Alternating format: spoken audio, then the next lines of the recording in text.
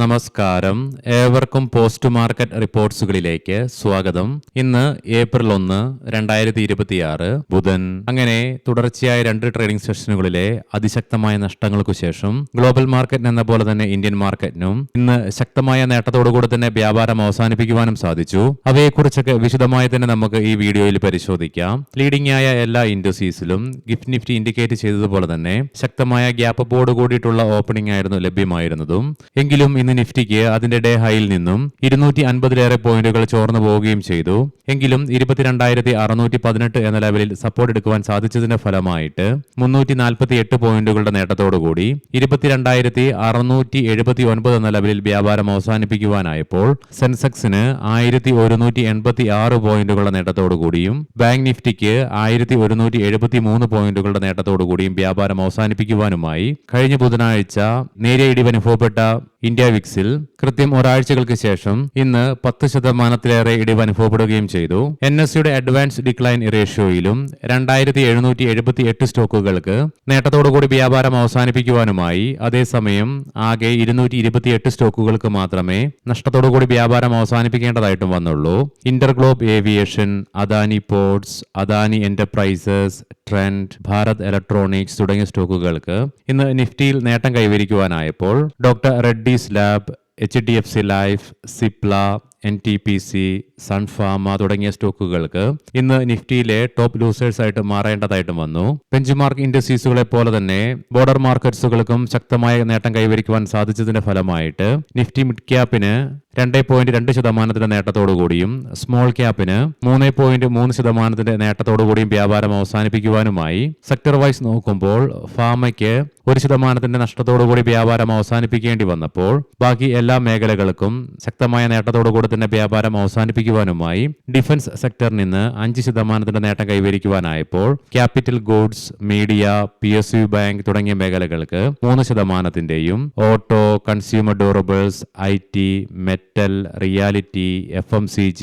Telecom, private bank തുടങ്ങിയ മേഖലകൾക്ക് 1% മുതൽ 2% നേട്ടവും കൈവരിക്കുവാനായി. മാത്രമല്ല ഏതാനും ട്രേഡിംഗ് സെഷനിലെ ശക്തമായ ഇടിവിന് ശേഷം US ഡോളറിനെതിരെ നേട്ടത്തോടുകൂടി ഇന്ത്യ രൂപയ്ക്കുന്ന വ്യാപാരം അവസാനിപ്പിക്കുവാനും സാധിച്ചു. ഇറാൻ യുദ്ധവുമായി ബന്ധപ്പെട്ടുള്ള ഡീഎസ്കലേഷനുള്ള പ്രതീക്ഷ വർദ്ധിച്ചതിനെ തുടർന്ന് ഷിപ്പിംഗ്, ലോജിസ്റ്റിക് സ്റ്റോക്കുകൾക്ക് ഇന്ന് നേട്ടത്തോടുകൂടി വ്യാപാരം അവസാനിപ്പിക്കുവാനുമായി ഇന്ത്യയിലെ ആദ്യത്തെ ആഭ്യന്തര ബെഞ്ച്മാർക്ക് ചെയ്ത നാച്ചുറൽ ഗ്യാസിന്റെ ഫ്യൂച്ചേഴ്സ് കൊണ്ടുവരുന്നതിനായി NSEയും IGXുമായിട്ട് കൈകോർക്കുന്നു എന്നുള്ള റിപ്പോർട്ട്സ് വരുന്നുണ്ട്. ഇനി നമുക്ക് ഇന്ന് നമ്മുടെ മാർക്കറ്റിനെ ശക്തമായ ഒരു നേട്ടത്തിലേക്ക് നയിക്കുവാൻ ഇടയാക്കിയ കാരണങ്ങൾ എന്തൊക്കെയാണെന്ന് വേഗത്തിൽ തന്നെ പരിശോധിക്കാം. ഇന്ന് രാവിലെ നമ്മൾ പ്രീ മാർക്കറ്റ് റിപ്പോർട്ട്സിൽ കണ്ട പോലെ തന്നെ ട്രംപിന്റെ ഭാഗത്ത് നിന്നും ഹോർമൂസ് കടലെടുക്കുമായി ബന്ധപ്പെട്ടുള്ള പുതിയ കമന്റ് വന്നത് തന്നെയാണ് ഗ്ലോബൽ മാർക്കറ്റിനെ എന്ന പോലെ തന്നെ ഇന്ന് ഇന്ത്യൻ മാർക്കറ്റിനെയും ശക്തമായ നേട്ടത്തിലേക്ക് നയിക്കുകയുണ്ടായത്. മാത്രമല്ല അതിനെ തുടർന്ന് ഇന്ന് വാല്യൂ ബൈയിങ്ങും ഇന്ത്യൻ മാർക്കറ്റിൽ പ്രകടവുമായിരുന്നു. 16ഓളം മേജർ സെക്ടേഴ്സിൽ ഇന്ന് വാല്യൂ ബൈയിങ് ശക്തമായി പ്രകടമാവുകയും ചെയ്തു. ഇതിനു പുറമെ ഒരാഴ്ചയ്ക്ക് ശേഷം, കാരണം ഒന്നിലേറെ ദിനങ്ങളിൽ ഇന്ത്യൻ മാർക്കറ്റിന് അവധിയായിരുന്നതിനാൽ തന്നെ കഴിഞ്ഞ ബുധനാഴ്ചയിൽ 0.5% മാത്രം ഇടിവ് രേഖപ്പെടുത്തിയ ഇന്ത്യ വിക്സിൽ പിന്നീട് കുതിച്ചുയരുന്ന കാഴ്ചയും കാണുവാനായിട്ട് ഇടയാക്കിയെങ്കിലും ഇന്ന് 10%-ലേറെ ഇടിവ് ഇന്ത്യ വിക്സിൽ അനുഭവപ്പെട്ടതും ഇന്ത്യൻ മാർക്കറ്റിന് ഗുണകരമായി തന്നെ മാറുകയും ചെയ്തു. എന്നാൽ അതേസമയം പ്രോഫിറ്റ് ബുക്കിംഗിനെ തുടർന്നും മാത്രമല്ല ഇറാന്റെ ഭാഗത്ത് നിന്നും സ്ഥിരീകരണം വന്നു. അതായത് ഹോർമൂസ് കടലിടുക്ക് തീർച്ചയായിട്ടും റീഓപ്പൺ ചെയ്യും, പക്ഷേ അമേരിക്കയ്ക്ക് വേണ്ടി തുറന്നു കൊടുക്കില്ലെന്നുള്ള സ്ഥിരീകരണം ഇറാന്റെ ഭാഗത്തു നിന്ന് വരികയും ചെയ്തു. മാത്രമല്ല ഇതിനനുകൂലമായിട്ടുള്ള പ്രമേയം ഇറാൻ പാർലമെന്റിലും അവർ പാസാക്കിയെടുക്കുകയും ചെയ്യുകയുണ്ടായി. ഇതിനെ തുടർന്ന് ഇന്ന് മാർക്കറ്റിന്റെ നേട്ടത്തിന്റെ ചെറിയൊരു ഭാഗമാണെങ്കിലും ചോർന്നു പോകുവാൻ ഇടയാക്കുകയും ചെയ്തു. ഇനി ഇന്നലെയും ഇന്നുമായിട്ട് ഗ്ലോബൽ മാർക്കറ്റിലും ഇന്ന് ഇന്ത്യൻ മാർക്കറ്റിലും അനുഭവപ്പെട്ട നേട്ടം നാളെ തുടരുമോ ഇല്ലയോ എന്നുള്ള കാര്യം ഒരിക്കലും പറയാൻ പറ്റുകയില്ല.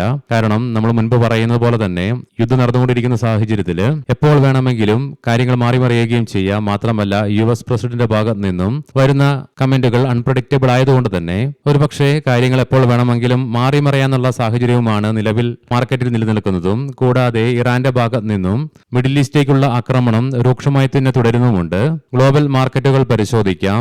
US ഡോ ജോൺസ് ഫ്യൂച്ചർ നേട്ടം തുടർന്നുകൊണ്ട് തന്നെ ഇരിക്കുന്നു. യൂറോപ്യൻ മാർക്കറ്റ്സിൽ UK ഫ്രാൻസ് മാർക്കറ്റുകൾ 1.5%-ലേറെയും ജർമ്മൻ മാർക്കറ്റ് 2%-നടുത്ത് നേട്ടത്തോടുകൂടി തന്നെയാണ് വ്യാപാരം നടത്തിക്കൊണ്ടിരിക്കുന്നത്. ഏഷ്യൻ മാർക്കറ്റ്സിൽ ഇന്ന് എല്ലാ മാർക്കറ്റുകൾക്കും നേട്ടത്തോടുകൂടി തന്നെ വ്യാപാരം അവസാനിപ്പിക്കുവാനുമായി ജപ്പാൻ മാർക്കറ്റിന് 4.5%-ലേറെയും തായ്വാൻ മാർക്കറ്റിന് 4.25%-ലേറെയും കൊറിയൻ മാർക്കറ്റിന് 7.25%-ലേറെയും നേട്ടത്തോടുകൂടി തന്നെ ഇന്ന് വ്യാപാരം അവസാനിപ്പിക്കുവാനുമായി ബ്രെന്റ് ക്രൂഡിന്റെ വിലയിലും ക്രൂഡ് ഓയിലിന്റെ വിലയിലും ഇടിവ് തുടർന്നുകൊണ്ട് തന്നെ ഇരിക്കുന്നു. ബ്രെന്റ് ക്രൂഡിന്റെ വില $103.57 പെർ ബാരൽ എന്ന നിലയിലായിട്ടും ക്രൂഡ് ഓയിലിന്റെ വില $100.09 പെർ ബാരൽ എന്ന നിലയിലുമായിട്ടാണ് വ്യാപാരം നടത്തിക്കൊണ്ടിരിക്കുന്നതും. ഗോൾഡിന്റെ വില $4722.62 പെർ ഔൺസ് എന്ന നിലയിൽ 1% വർധനവാണ് അനുഭവപ്പെടുന്നതും. ഇതിനു പുറമെ ഇന്ന് മാർച്ച് മാസത്തെ ഓട്ടോ സെയിൽസ് ഡേറ്റ ഇന്ത്യയിലെ പ്രമുഖ വാഹന നിർമ്മാണ കമ്പനികൾ പുറത്തുവിടുകയും ചെയ്തു.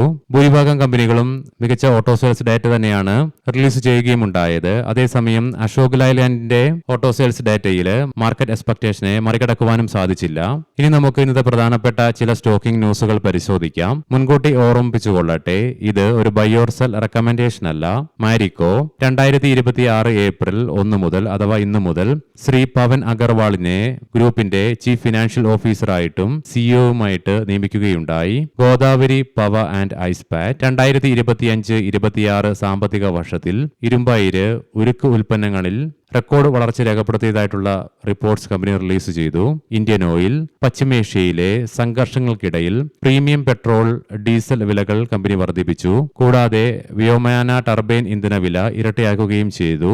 മാജിലാനിക് ക്ലൗഡ് സൗത്ത് സെൻട്രൽ റെയിൽവേയിൽ നിന്ന് കമ്പനിയുടെ അനുബന്ധ സ്ഥാപനമായ പ്രോവിജിൽ സർവൈലൻസിന് 7.88 കോടി രൂപയുടെ ഓർഡർ ലഭിച്ചു. APL അപ്പോളോ ട്യൂബ്സ് Q4 കമ്പനിയുടെ വോളിയത്തില് 9% ഉയർച്ച ഇയർ ബേസിസിൽ രേഖപ്പെടുത്തിയപ്പോൾ സെയിൽസ് വോളിയത്തിലും 11% ഉയർച്ച ഇയർ ബേസിസിൽ രേഖപ്പെടുത്തുകയും ചെയ്തു. ഭാരത് ഇലക്ട്രോണിക്സ് 6800 കോടി രൂപ മൂല്യമുള്ള പ്രധാന പ്രതിരോധ ഓർഡർ കമ്പനിക്ക് ലഭിച്ചു. പവർമെക് പ്രോജക്ട്സ് ഹിന്ദുസ്ഥാൻ സിങ്കിൽ നിന്ന് 109 കോടി രൂപയുടെ ഓർഡർ കമ്പനിക്ക് ലഭിക്കുകയും ചെയ്തു. ഏവർക്കും ശുഭരാത്രി നേരുന്നു. നാളെ രാവിലെ പ്രീ മാർക്കറ്റ് റിപ്പോർട്ട്സുമായി കണ്ടുമുട്ടാം. നന്ദി, നമസ്കാരം.